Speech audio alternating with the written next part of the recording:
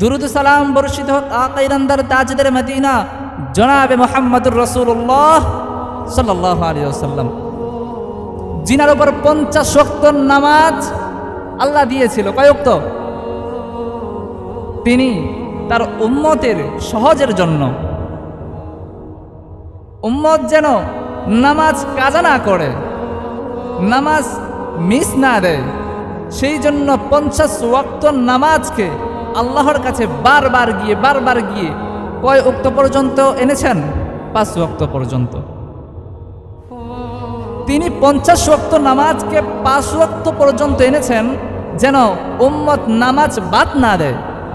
অথচ আমরা এমনও মানুষ আছে যে 5 ওয়াক্ত নামাজের 1 ওয়াক্ত নামাজ আদায় করে না, নাউযুবিল্লাহ। আরে মুসলমান এবং কাফের, ইমানদার এবং বেঈমান, এর মধ্যে পার্থক্য জানেন কি?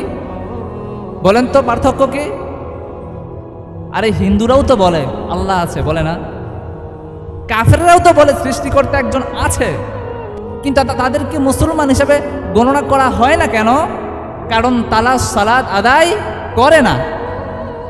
তাহলে আমরা যদি শুধু এতটুকু জানার মধ্যেই নিজেকে সীমাবদ্ধ রাখি যে সৃষ্টিকর্তা আছে, লা ইলাহা ইল্লাল্লাহ, এতটুকুর মধ্যেই যদি সীমাবদ্ধ থাকি, তাহলে কাফেরের মধ্যে আর আমাদের মধ্যে পার্থক্যটা কোথায়?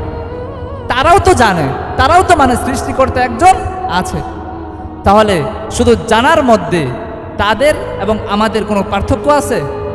পার্থক্য তখন তৈরি হবে যখন আপনি সালাত আদায় করবেন।